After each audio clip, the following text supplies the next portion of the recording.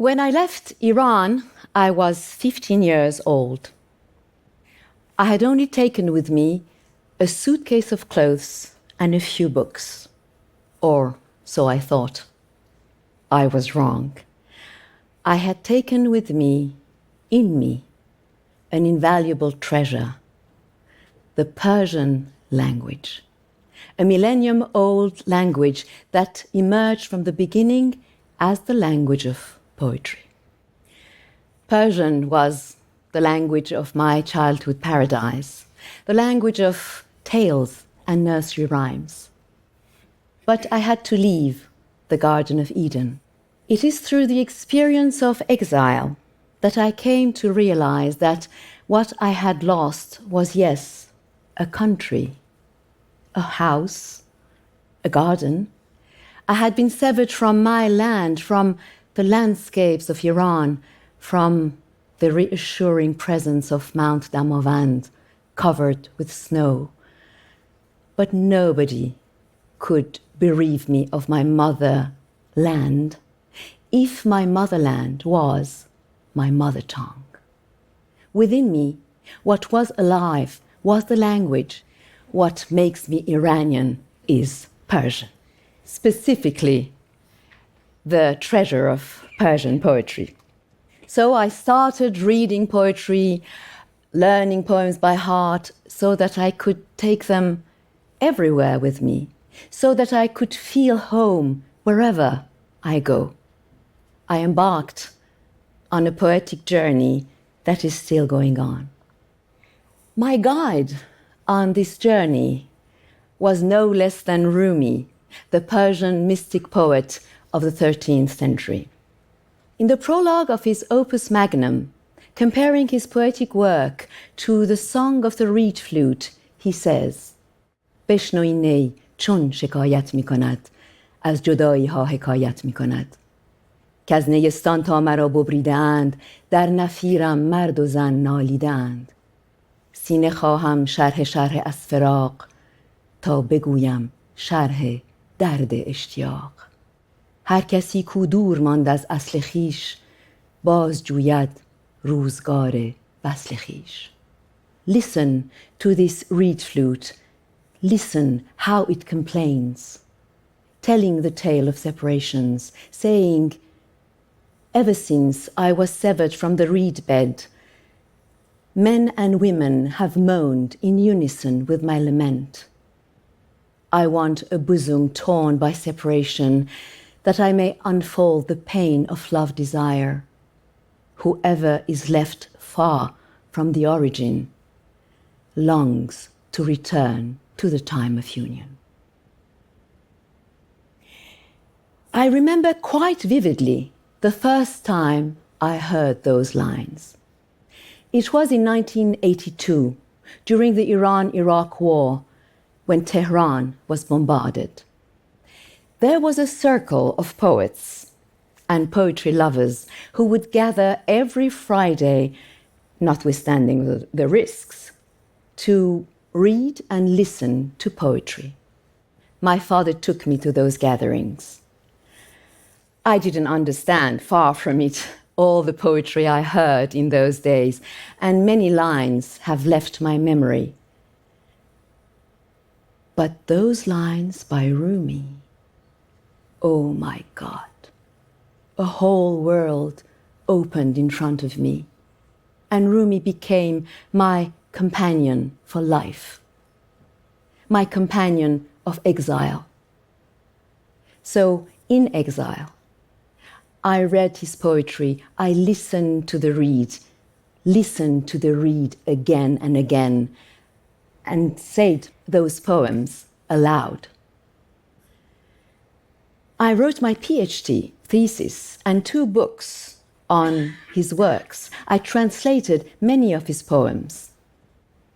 It is said that Rumi's work is an ocean from which shore no traveler returns.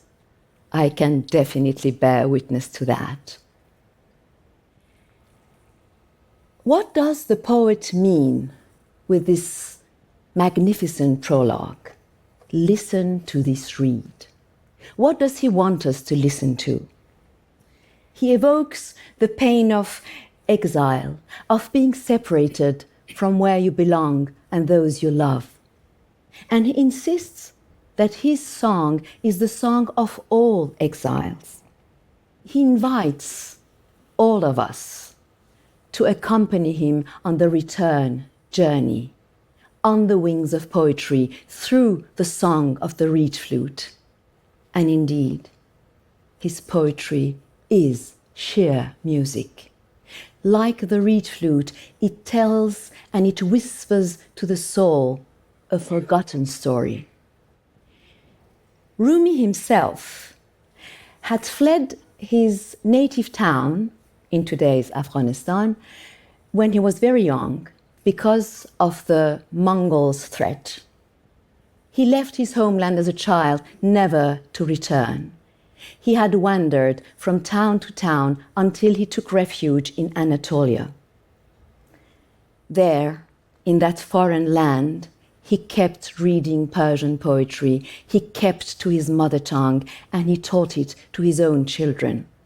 One day, he met Shams of Tabriz in Konya, that city in which Rumi had become a very respectable preacher and a spiritual guide.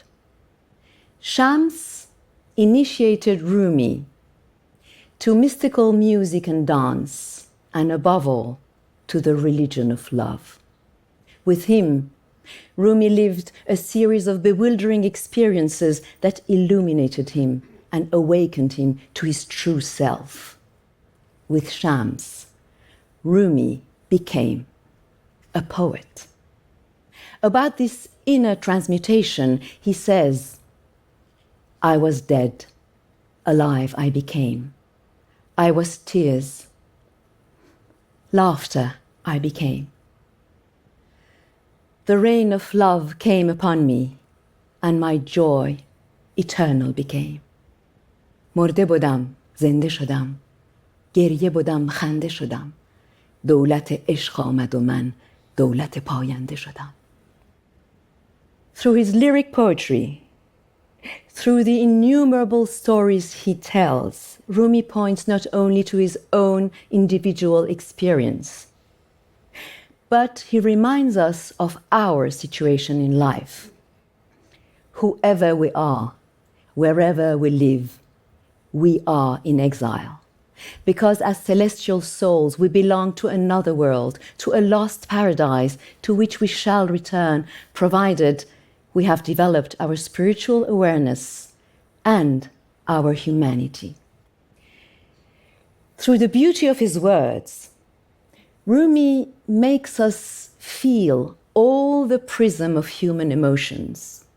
He makes us taste earthly desires and celestial hopes, as all real poetry should do. And over again, he returns to the centrality of love, as every real poet should do. And that is why we need the poets, to remember who we are and where we belong. Poetry has the power to transmute reality into something rich and meaningful. To me, it was life-saving. When we look at the world, at the inhumanity of humanity sometimes, how not to feel in exile indeed? How not to cry on love's labors lost? How not to be desperate and disoriented? Poetry can help us through the darkness of times, as do all the arts, if they are spiritually oriented. So, reading, rendering, writing, reciting poetry is a therapy. It connects us with what is most essential in life, and that is why it should be cherished. Thank you.